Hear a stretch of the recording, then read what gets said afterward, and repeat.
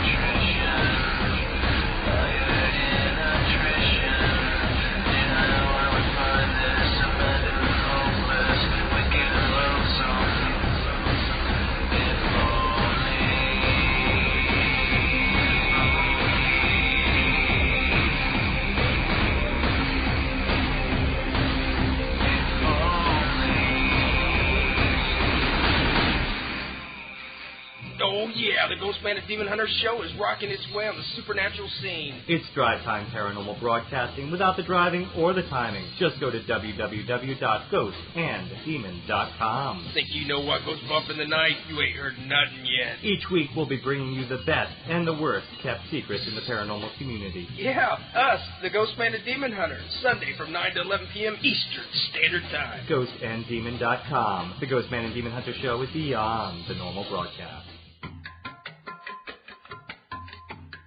You're listening to Ghostly Talk.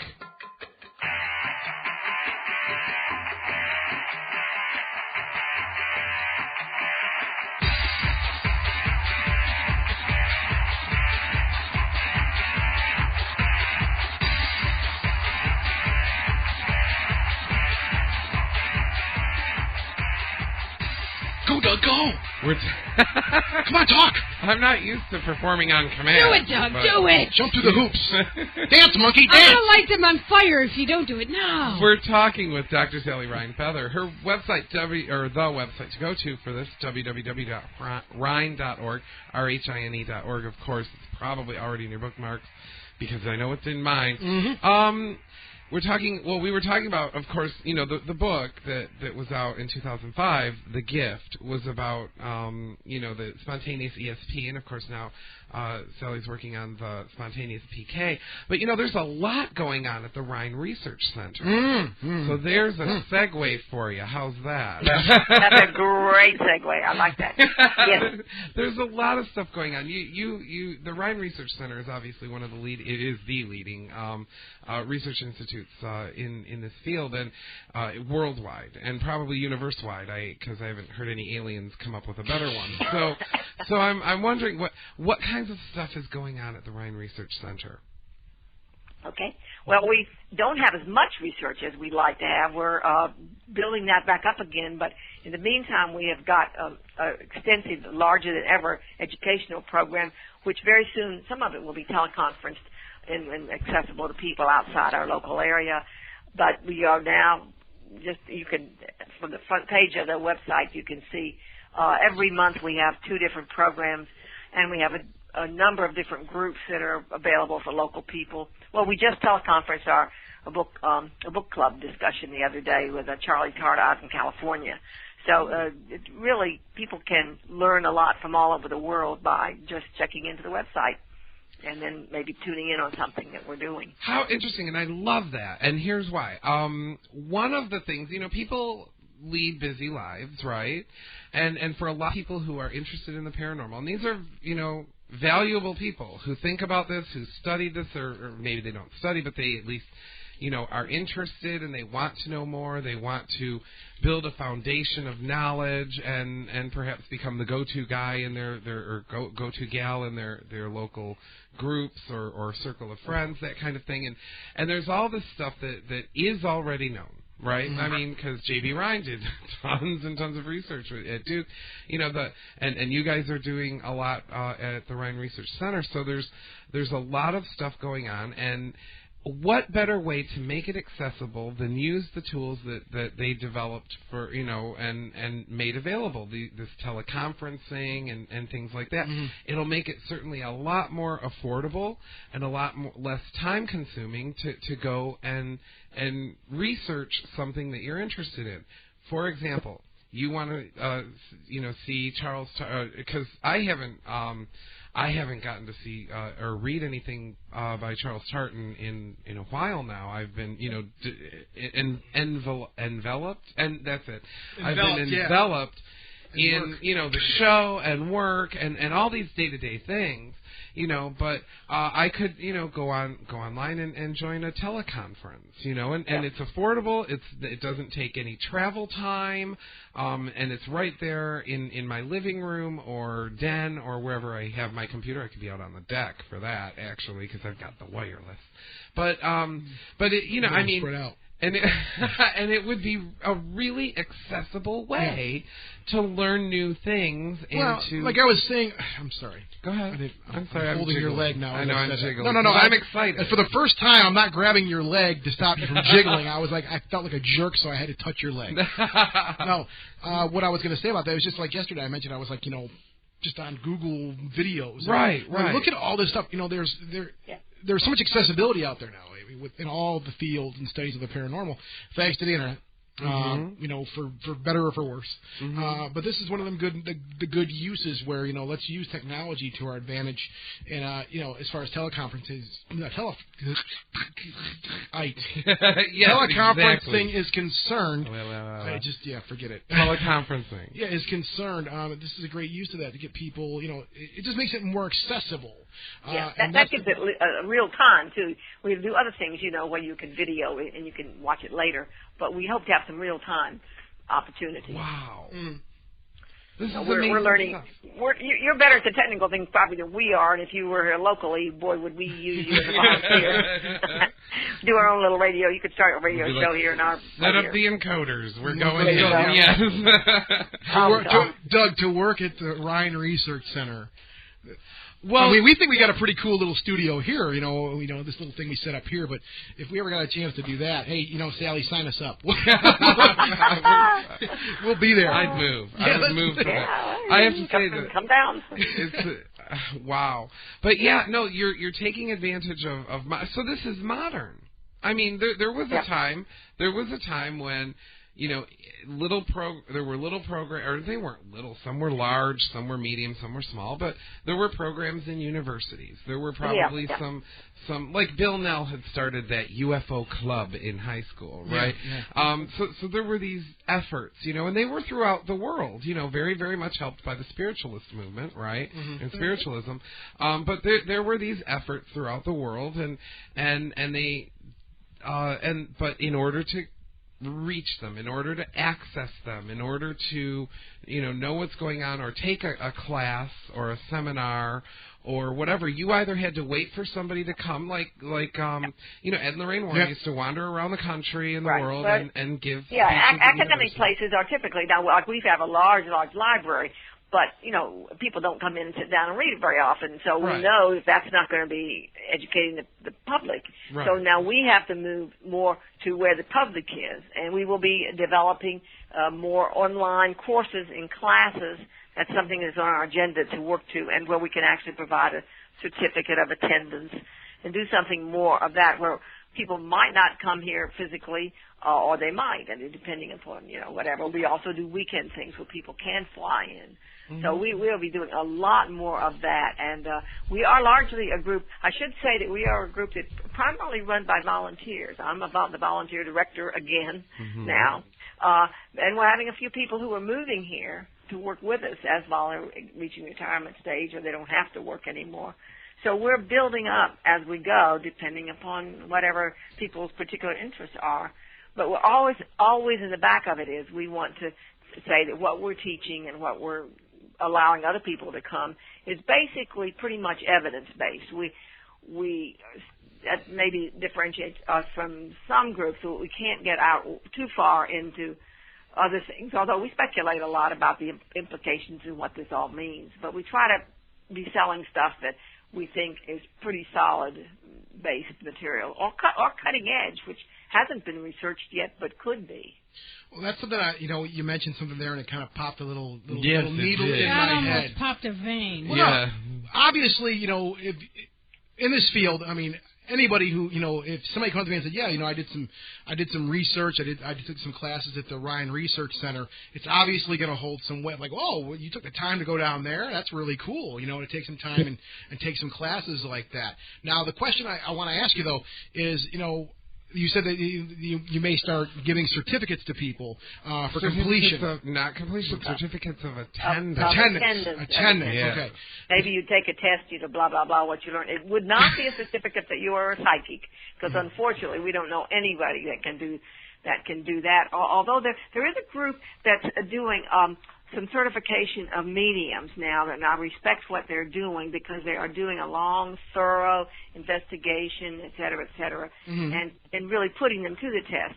But we're not going to test people for their psychic. We might give them test participation in psychic ability in order to try to learn and develop, but we wouldn't put a stamp of approval on it because we don't think one can really do that very well yet. Well, yeah, and that's was kind of what I was thinking is, Yeah. I've seen there's people that do cruise around, and I'm not going to turn this into a bitch fest, but, there are people that cruise around going, well, I am certified in this. I know. I'm certified in this, and I am a Absolutely. certified ghost hunter. And I'm like, that's hilarious. How can you be a certified ghost hunter? Right, exactly. You can certify that you've worked so many hours or you've done blah, blah, blah, blah.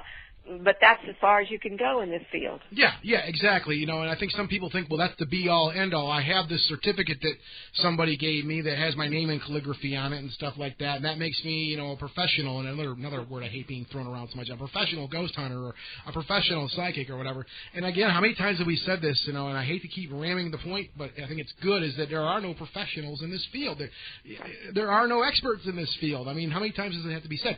So I was just curious to get some more depth on that. So thank you, Sally. I appreciate saying all that, you still can get expert knowledge, but knowledge is different from ability. Mm-hmm. Yeah, experience goes a long way. I mean, I am so with that. I mean, and there are, again, if I had to talk to, it's like anything, like, in a job or whatever. I mean, there's a guy here that has 20 years studying this stuff, and there's a guy here that has 20 minutes studying this stuff. I'm going to talk to the person that has 20 years of experience. And that doesn't mean that the 20-minute guy isn't completely into it, but it just means that they've got, 20 minutes, not courses and lectures and conferences. But let me say something else that we're doing. Sure. This is one of the programs. You'll see it on that event there. We're moving into we're helping other people with research they're doing. You'll see that it relates to many of the things that you're interested in, and you're particularly. We're having a program on the scientific study of electronic voice phenomena. Ooh, I like that. Ooh. Yeah, and that will be a panel of three scientists. One who is not on our staff, but he is a local professor with all qualifications of the kazoo ability of measuring things. And he's very interested in finding out, not that we know what electronic voice phenomena are. He's not going to say that he knows if he finds something, what the explanation is, but simply the science, and of course science has been studying this, but not regularly, not very systematically. There are efforts of doing that. But that's one of the areas that we're glad to have our scientists involved with in looking into. The cutting edge is what's going on. Let's see if we can find out. That's even more important than the education is important because we all want to know what's going on. But if something isn't going on and we aren't learning it, we won't have too much to educate people about. So we want to keep that research going. Oh, and that's super important. And again, it's the research that it needs to keep going. And you said you're working with people whose studies are, you're lending scientific knowledge and experience to people who may not have access to that. Exactly, and using people that go out and do the field investigators spend so many hours, and it's such hard work to do that right. We also have a close association with a local group that is working to form an alliance. They have formed an alliance called the Paranormal Resource Alliance of 5 local groups that are trying to work toward more standardization of methods. It's just to try to help with the standardization methods of field investigators. And that's a difficult area, Oh, yeah. It's harder to do it out there, much harder than it is in the laboratory. Yeah, and you mentioned, that you were starting to work with a lot more field investigators. Yes. And how's that working for you guys? I mean, we've heard a lot of people, it's, back and forth. I mean, how's it working for you guys? Yeah, fine. Well, we just, when somebody calls us and they have a situation in their house that's bothering them, a presence that they don't understand, we refer out to one of these groups, and then we'll get a report back. But we're not involved in the actual doing the work, and we're not monitoring it. We just have a loose association because we believe it's very important. Lots and lots of people have these issues, because you wouldn't be on the radio show if they didn't. Right. And we feel like that there's not been enough serious attention given to, to do this, so that to the extent that we have scientists who can help work with the field investigators, and it's a team. Experience and scientists together, we think, is what makes the best work, not just scientists alone in a little laboratory studying something that's not very relevant. On the other hand, not people that are out there getting all this experience, but they don't have anything after they pass away. They haven't learned anything for the next generation. Who was it that we talked to, Scott?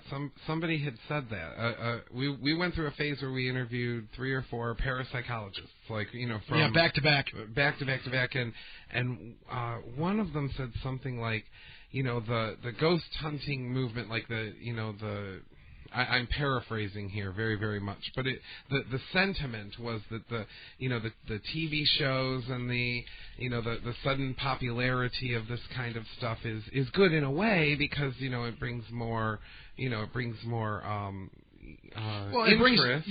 But at the same time, with all these folks running around doing all this stuff, then like real good cases, like cases that he could learn from, or they could go, they might call a ghost hunting team first who may be new, who may not work with scientists, who may not have a lot of experience. And and therefore that was a lost opportunity in some cases. He could see that, and that was his biggest worry. So maybe out there at the Rhine Research Center, you guys have solved that by working with the folks and developing ties and communicating, actually communicating with each other. We support the efforts of a group like that to work harder toward getting things organized better, more experiential. Everybody has to start somewhere, but there can be some training. We all have to learn, but we learn, like learning that piano. You learn with a teacher, and you learn by practice. And so we support anything in the way of real systematic education and evidence-based knowledge. We want to be around for a long time and pass on something to other people that they don't already know and couldn't just figure out by common sense. Right. Like I don't expect somebody to run a chi-square, statistical algorithm on their data or whatever. The person out there, actually taking the EVPs and things like that. That really is more scientific, math, very, very deliberate stuff that would be best handled not in the actual haunted location. Right. You take it back home and then you do this comparison. And you absolutely study it. And maybe a few ghost hunters might be like, oh my gosh, I want to know how you can form a hypothesis on this. Make the data into a data set that you can run chi-square. They can check our website because we're hoping to have that particular. It'll be a Sunday afternoon, July the 12th, and we're hoping to have that a teleconference so that people can call in. We're working on that now, and that would be they would have a chance to listen to really some top-notch people, two field investigators and 3 scientists. And as I say, one of them is a very well-established psychology professor. Who has gotten into this field and adds his background from that knowledge. So you pull knowledges together from different sources here. And we hope to have that sort of thing available. Fantastic. This is absolutely amazing. Do we have more minutes? Because we got plenty of time. Oh, good. We got 5 minutes. Oh, 5 minutes? I know a couple of those minutes are going to be like, what's, in the future, because we always have to talk about that. But actually related to that, one of the things that you said you could talk about in our notes is premonitions. And I just want to briefly touch on this because it seems to me that premonitions, at least, I don't know how to put this delicately, so I'm just going to say it, right? Mm-hmm.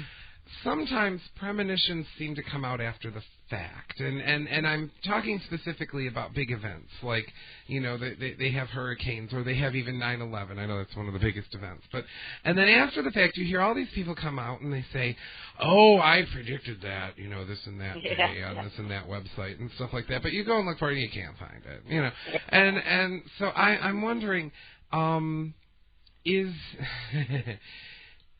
there an ego part to people who track or predict or do the premonition thing? Is there an ego going on there or something? Because I rarely ever get the sense of like, and maybe some people do have the urge to help or the need or the desire to help people, but for the most part, I always hear about the premonition after the fact, and at that point, it sounds like they're just bragging. Yeah, I mean, we have all kinds of personalities in this field, like anything else. You're probably entirely right. There is a segue into we having a program here in the end of July. We'll probably also try to teleconference it by Larry Dossey, world famous man. And the title of his book is The Power of Premonitions: How Knowing the Future Can Shape Our Lives. And he does review the scientific literature, which gives credence to this, and then, of course, the many, many examples from my book and other places, many of them in my book already on premonitions.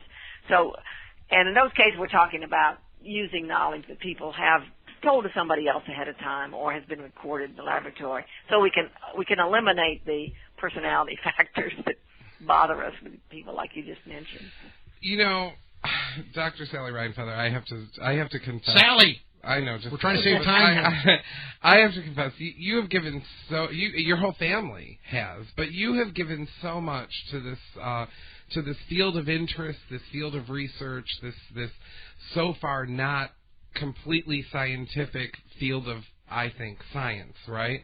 That's not accepted yet, but it is, I hope, going to be eventually. You've given so much, and you haven't stopped. You could be on a beach in Saint-Tropez, right, sipping Mai Tais, and I couldn't afford it, but yeah, that's true. But I couldn't either. But you could be doing anything, and you're doing this, and you're helping this field of. Right now, it's kind of like the ragtag, not the Empire, the other people in the Star Wars thing, the Empire, the Resistance, the ragtag army of Resistance, going in their beat up ships and stuff. It kind of like that against the the very well organized scientific community, and we're trying to get some recognition, and you are definitely helping us there, and I just want to say thank you so much, because you are you're helping to organize a herd of cats, and I really that's a good way of putting it. I really appreciate that. Your website is Rhine.org, and everybody should watch for the things that you put up there. And we did just speak about premonitions in the future. And what's in the future for you? Well, moving out into more courses and classes that are experiential. We believe that the more experiences that people have, the more under our supervision and kind of in classes, that the more they will appreciate and be able to direct and understand. These abilities worry a few people, and that's just because they don't know more. If they know more about them, they know that they'll find that psychic ability is a very normal, natural part of life. It probably even adds something amazingly to one's life. And I think the implications are mind-boggling and have a lot to say about morality, because if we're all connected, it's pretty hard to go around shooting people. In a way, you're killing a bit of yourself, That's and right, yeah. And there's a lot of people that are that feel that way, and I can see some evidence for that. Well, we are family, and Psi is one of the things that holds families together. There's knowledge about caring about other people, and usually your family and someone you care about is who you know and have that ESP experience about. And that's absolutely true. Wow, I have to say thank you so much. Our flew like we knew it was going to. Yes, your website is www.rhine.org, RHINE.org. I think people have already bookmarked that, and if they don't, get out there and bookmark it right if you don't have it already bookmarked. It's the best. We think it's the best now, getting to be I really think so. And of course, your book is still available, undoubtedly. It is. It's on through Amazon.com just for a few dollars, by the way. Wow. So anybody that has an ESP experience, and it's now in paperback. And so it's very easy to get hold of. And send me your stories. Yeah, go look for The Gift. It's a St. Martin's press release. And, of course, it's the update to Louisa Rhine's book by you. And, oh, my gosh, thank you so much for the show. This has been such an enlightening and fun and interesting hour. And I don't normally ply people with questions, but you got me. You got me interested. Thank you so much. Sally, hang on the line for 1 second. Don't leave us just yet, okay? Okay. All right, we're going to go to break here in a second. Coming up, this is going to be one of the most interesting in-between break things, because I'm going to have to organize all this like on the fly. It's going to be fun. We're going to be doing like a roundtable thing. We haven't done this in a while. We always like to do it. We've done a couple of roundtable shows with other radio shows, and I wanted to focus on the Supernatural Radio Network, which is two of the other shows that are on there that are friends of ours, the Parahub radio show, and then there's also the Ghost Divas Live. So while we organize this, I want you to plug in www.rhine.org, see what's going on with Dr. Sally Rhinefeather and the Rhine stuff, and we're going to get this organized. We're going to have 10 people. Close to 10. Close to 10. It's going to be like this madhouse in the next hour, so everybody stay tuned. Ghostly Talk!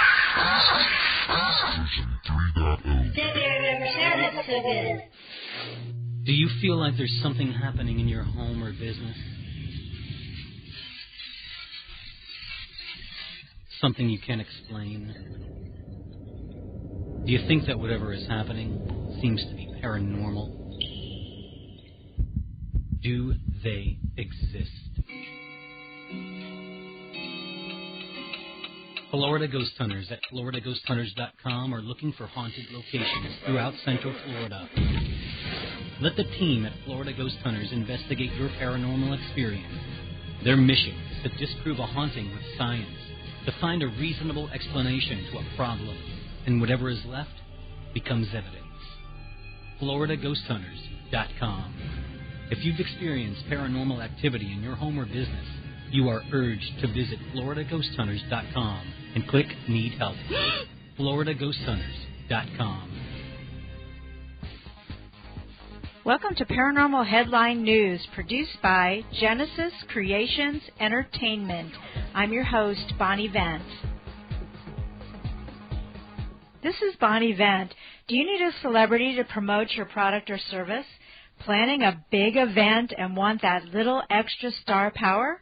Want to have lunch or dinner with the cast of Leave It to Beaver, or dinner and a concert with Peter Noon from Herman's Hermits? Then go to Genesis Creations Entertainment at www.genesiscreations.biz and book a celebrity today. Thousands of Twitterers have participated in what's being called the first ever mass scientific experiment conducted via the microblogging service. Richard Weissman, a psychology professor at the University of Hertfordshire, teamed up with a new scientist to test remote viewing, also known as extrasensory perception, or ESP. Professor Weissman went to a secret location on 4 occasions and solicited input from Twitterers around the world to chime in on where they thought he was. After they did that, he tweeted a website where participants could choose between 5 photos representing the correct location and 4 decoys. Needless to say, the participants failed the test. Steady participants welcomed this particular usage of Twitter, but expressed some skepticism. Here are just a few of the challenges I have with this test.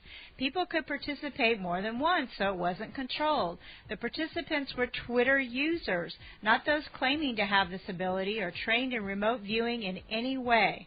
And only the majority answer was used for the test. Under these circumstances, the majority of the participants would be guessing, thus resulting in a failure of the group. TV's time-jumping trend is officially out of control. A Ghost Whisperer insider confirms that the producers of the CBS drama are toying with the idea of kicking the new season off 5 years into the future. The move would allow the show to introduce Jim and Melinda's son as a preschooler instead of as a newborn. As you recall, when the season ended, Melinda was learning that her offspring would possess psychic powers even greater than her own. Probably a tough story to do with a burping, teething toddler. Thanks for joining us today on Paranormal News. For more information on these stories, please go to www.sdparanormal.com and the Paranormal News feed page. Don't forget to sign up for a free subscription to Paranormal News. If you'd like to sponsor or advertise on Paranormal News, please send us an email at paraxnews@aol.com or join us at bonnievent.com. Until next time, I'm your host, Bonnie Vent.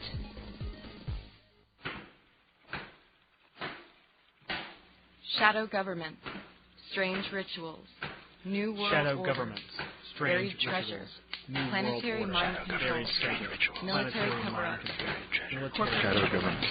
Strange rituals. New world order. Buried treasures. Planetary mind control. Military power. Corporate interests. Secret societies. Unidentified flying objects. Presidential assassination. Fashion. Cryptozoology. Alcohol. Bizarre. Out there. Out there. It's a strange world. Visit OutThereRadio.net for more information. The television screen is the retina of the mind's eye. Therefore, television is reality, and reality is less than television.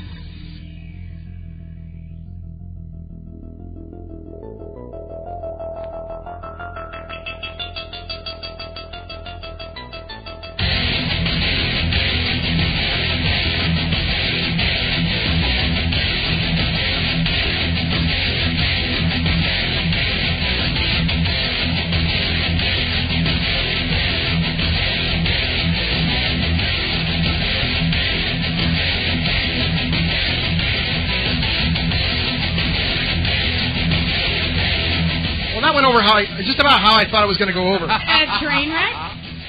This is a train wreck in the making. Okay. I love it. All right, It's awesome. However, it represents something that's really, really, really great. So that's... Okay, and I'm answering another call here. Can you answer calls no, while we are on the air? All right, now I just blew away. No, hang on. I think I lost it. Hello? No flowing. Hello? Is anybody there? Did I just lose everybody? We had everybody on. This is call the group. Tanya said the call dropped. Okay. On call group. I'm calling the group right now. It'll bring them all in. You guys, we're trying. All right. Okay. No, we're gonna do it. We're doing this. We gotta do this live. Okay. I just want to. Who we got on here so far? Pete Haviland, you on? I'm on. Roughhouse, are you on? In body. Tanya Kaiser, are you on the line? I'm here. Tammy Wilson, are you on the line? We're still working on Tammy. Janice Oberding, are you on the line? I'm here. Okay, and Amanda, are you on the line? I'm here. Okay. Bueller. That's pretty damn good. I felt the urge. I'm sorry, I couldn't. That's pretty good for cranking it together in 4 minutes. We're going to have to kind of... I'm going to... Doug, you run this show here for a few minutes while I work on the back. You go. Yeah. You go take care of business. I'll take care of business. I'm going to come back Tanya here. and I are going to lose complete control on air. Yeah, don't. I want to do some introductions. It costs me money every time I got to take care of business. See, that's the joy of being Tanya and I. What side of the tracks do you go to when you do that? You guys, from Parahub Radio, we have Pete Haviland on the line. Pete Haviland, say hi. Hi, how's it going? Yay! We also have Roughhouse from Parahub Radio. Yeah, you do. All right, your website is http://parahub.org. Then we have a lot of the fairer sex. We've got the Ghost Divas on the line, at least most of them. We have Tanya K. Say hi. Hi. We have Tanya H. Or is she working on her? She's working on her thing. We can't find Tanya. All right. But we can't find her. But we do have Amanda. In a second. We do have Amanda, the Ghost Diva Amanda, on. Hello. And we have Ghost Diva and, wow, you haven't been on in a while, Janice, but we have Ghost Diva Janice Oberding joining us tonight as well. Hi. Who did I miss? That's it. Okay, good. So we've got quite a round table because in the studio, of course, we've got Bonnie Jo. Yes, which is not actually my name. Which is not actually her name. And we've got me, I'm Doug, and then we've got Scott, although he's supposed to have run out. We've got Scott L. intently looking at the computer. Yes, he's doing all kinds of stuff. Now, this is going to be one great big happy family show, right? Is that what's going to go on? If it's going to be a family show, I should probably leave. Okay. I should probably hang up too. It depends on whether I'm a half Italian. When you talk about a family show, yes, we all need a big plate of spaghetti in front of us. I know. Hey, forget about it. Oh you my. guys, You guys, we do have a list of things to discuss, right? We do? I have a feeling... Hold on, let me check. Throw it out now. I have a feeling we could just tear that up We right do now. have a list. Who do I have to thank for this list? Well, Scott, I'm sure, send out a thing about it. And Ghost Divas, I forgot to mention your website, which I'm sure people already have in their bookmarks, is www.ghostdivas.com. So we've got 3 radio shows going on, all on the line at the same time, and we are going to talk about EVPs, scam artists, television shows, conference analysis, and the misuse of gadgets on investigations. Is it a game show you're starting up here, dude? Yes. So, Tanya, pick your first topic. For 20 points. What? No, I want to know, out of those. Now, those particular topics are fascinating, but out of those, the misuse of gadgets is my absolute favorite. And I know the Ghost Divas have some things to say about the misuse of gadgets. So I want to throw it over to Janice Overding. Janice, tell me, what do you see in the field that's happening right now that people are running around and doing things and either not using their equipment correctly or they are misinterpreting the results? And, of course, you can start with the obvious infrared thermometer, or you can go into anything else. Well, my favorite is the K2 meter, and people are still using that. And using it, I think, to me, it's a very... Hello?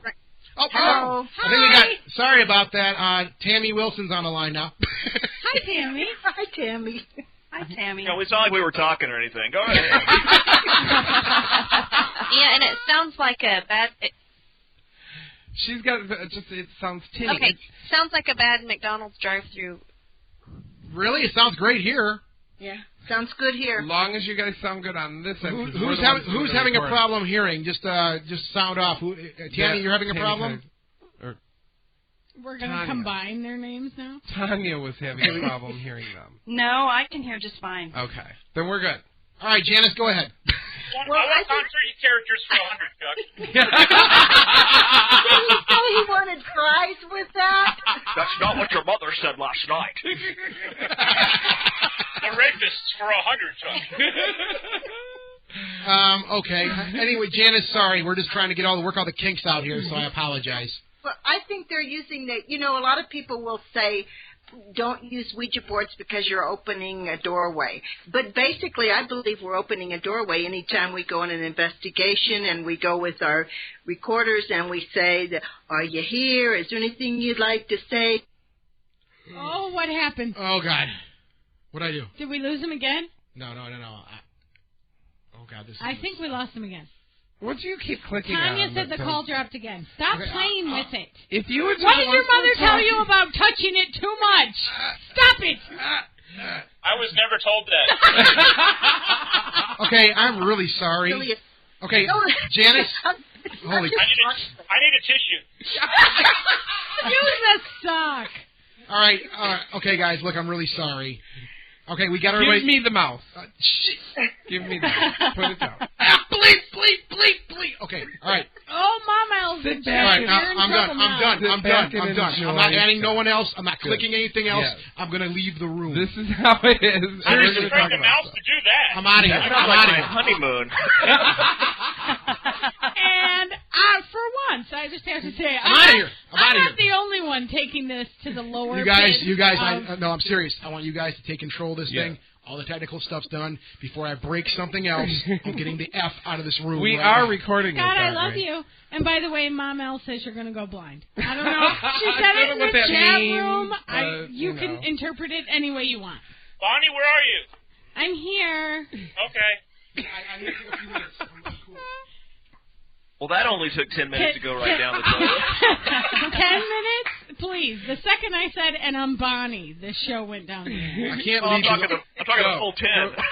What's that? No, okay, all right. Go if you have to. Janice was making some very cool points until I totally screwed it up for her. So I'm sorry about that, And Janice. now she can't get a word in edgewise. All right, so, no, we're going to give the floor to Janice. Doug, you started this thing out the right way, and I screwed it up for you, so I want to fix this now. Janice, I'm very sorry again. You have the floor.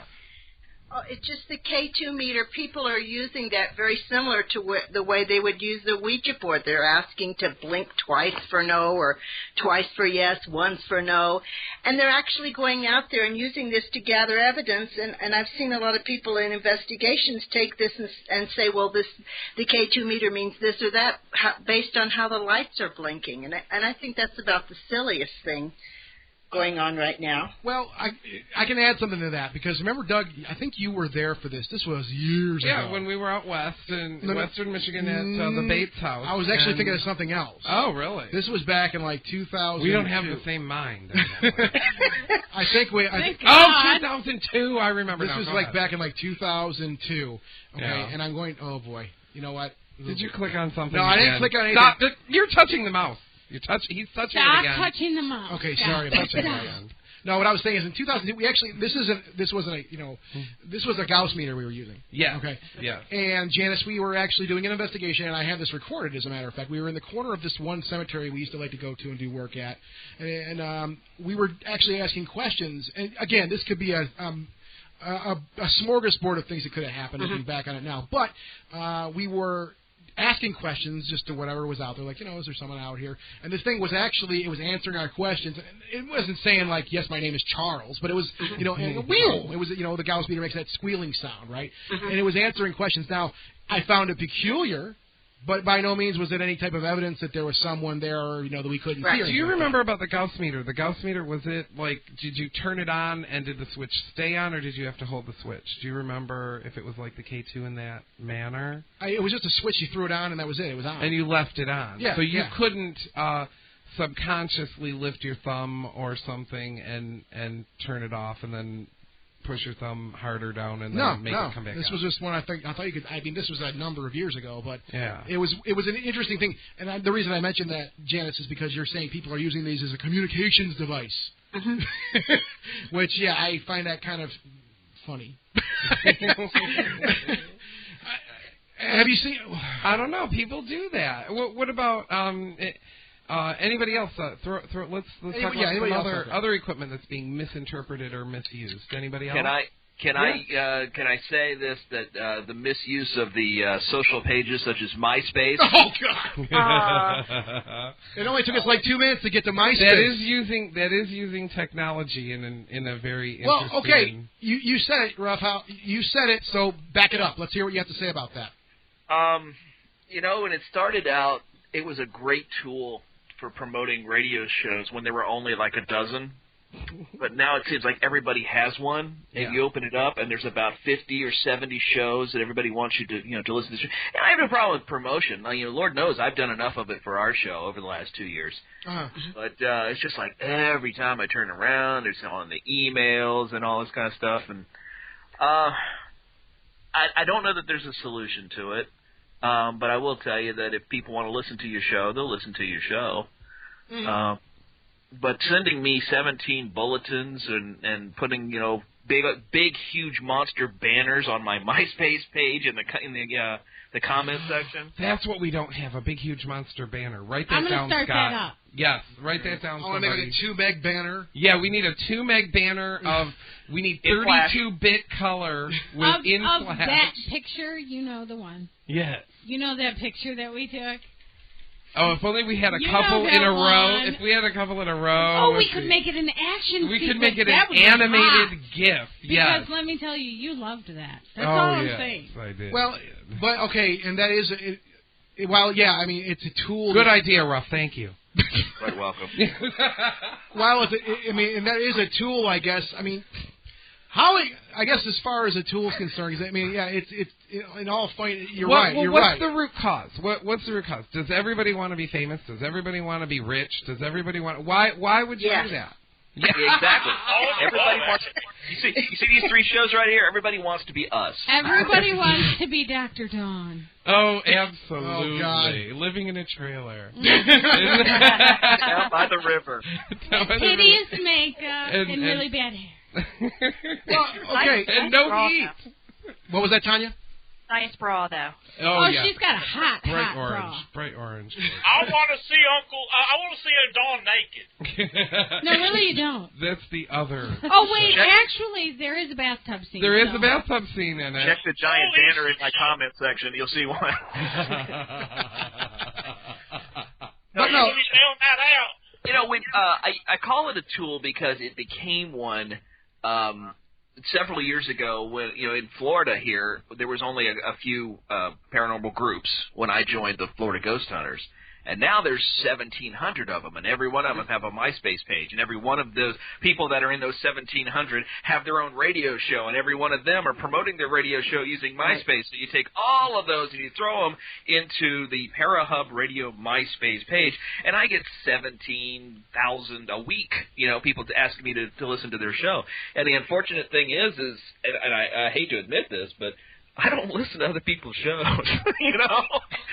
Well, I do. I do. There's nothing wrong with that, first of all. Okay, well, we have busy lives, and all of us have different schedules. So if you don't have time to do it, you don't have time to do it. There's nothing wrong with that. Okay. Right. And a lot of it has to stems with the fact that I don't listen to other people's shows because I like ours to be different and unique. People can't say you stole that show from me because I literally didn't hear it on another show. Right. You know. The more people steal stuff from us than I steal from other people, though. Nobody steals anything from us, though. I have a question. That's because we suck. Yeah, why would they? We're terrible. No, I ain't going to do that. You sucked, I would put you on the SRM. So. What?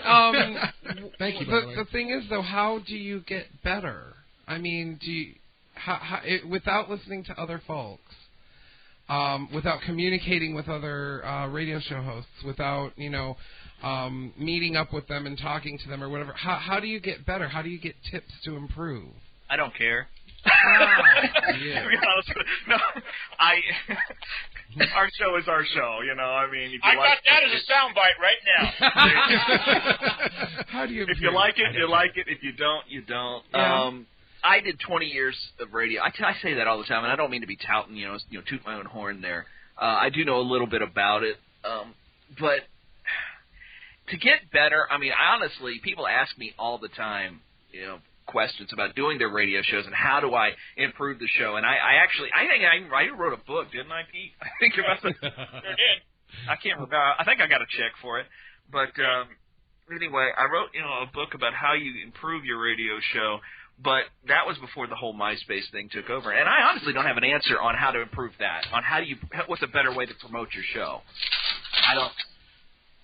But I do know that I don't know. Open a ding dong. Yeah, just open it up. Look, if you're gonna you don't have enough for the whole class. No doubt. Nobody said there would be snacks. I know.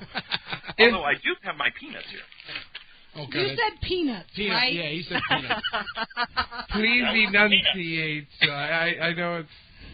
Wow. There's. Come on, Carrie. You got me speechless.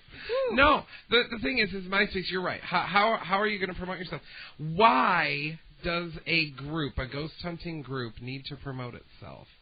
I mean, other than if they have we've been asking that for the last year and a half here. Time out. I'm going to have to answer this question because we got a message in our inbox the other day from a new team out west of here, east of here, and they're asking for a minimum of $10 donations from people because they're brand new and they need to buy equipment. Oh, that's not. I kid you not. Yeah, everybody wants to make a buck off of this, and I hate to tell people you can't make money in the paranormal. You can't do it.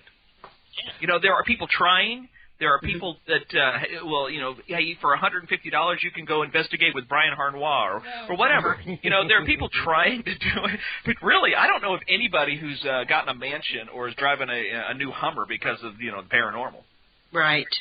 Well, Lloyd Auerbach himself has a full-time job. And he's a parapsychologist, and he's, very well known, of course. Mm-hmm. So, if you can make money at it, if you're doing it legitimately, you have to have something that's going to pull down some money for you to make the bills. If you're going out and scamming people and taking advantage of folks, yeah, you can make some money at it, but the bottom's going to fall out real quick when they find out.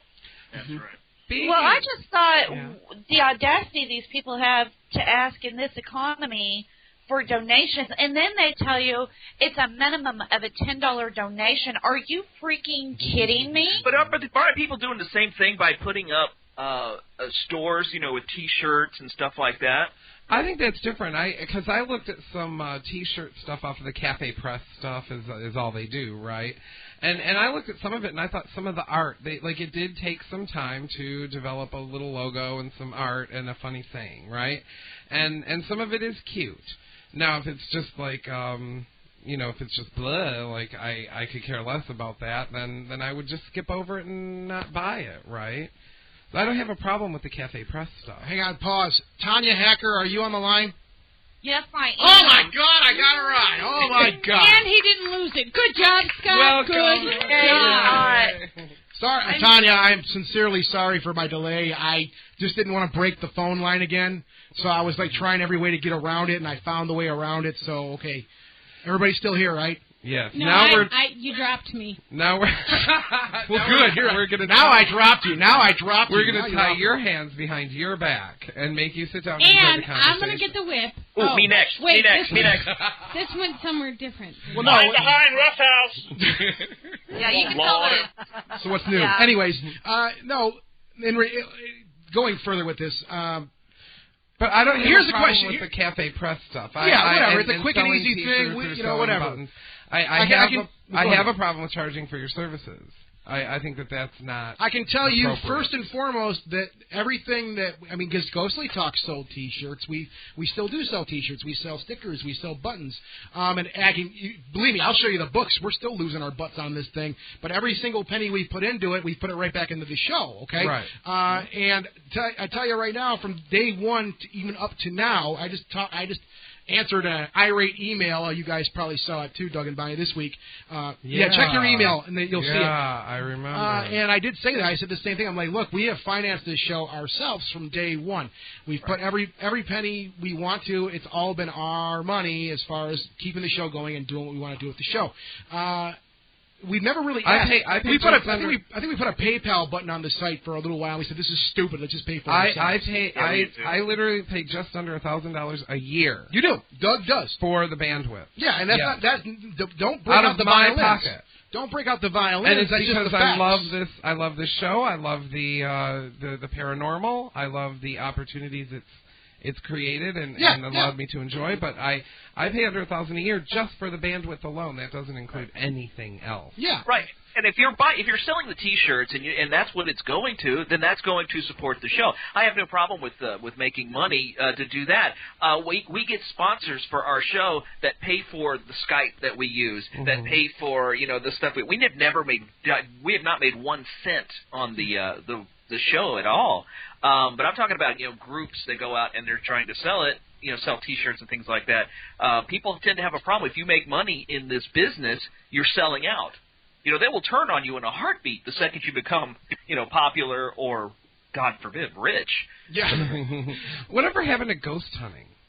Well, that's Yeah, what did? Yeah, what happened to that? This became a business.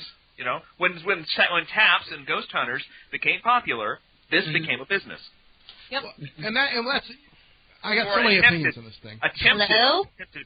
Oh, yeah, Tammy Wilson's on the line now. I think we have a full complement now, guys. I think everybody is here now. Yay! Good work, Scott. It only took me a half an hour to make it happen. And now that she's here, it's almost time for break. I'm here, but we're going to blow through the break. Thank you. That was a great show. Good night. I can't hear anybody. Oh, Tammy can't hear anybody? No. Put your headphones on. Yeah, I can't hear anybody. Is this Tammy saying that? No, it's cutting out. It sounds like robots at McDonald's on a bad day. Sounds fine to me. I don't know what's wrong with it. Maybe it's apparently my. Well, that solves we just lost her. Anyways, let's go back. Y'all just pander, huh? Said, oh, yeah, okay, whatever, yeah. Tammy, I'm really sorry, hon. I'm trying here. Yeah. Doug. Who's on the next line right now? Yeah, pick it up. Yeah, we lost Doug. we in our minds. Are you sure you want to blow through the break? Because I think it might be a good idea. I think we should take a break. I guess Doug. hyperventilating. I'm taking a break. All right, yeah, Doug's taking a break. All right, guys, I'll tell you what, hang on. Number 4. Nobody move. Okay, nobody move. Stay right there. This is Ghostly Talk. Forget Doug. He's out of it right now. I'm Scott L. And I'm Bonnie. We'll be right back after we take this hopefully quick break. Yeah. Okay. All right. Great. We'll be right back.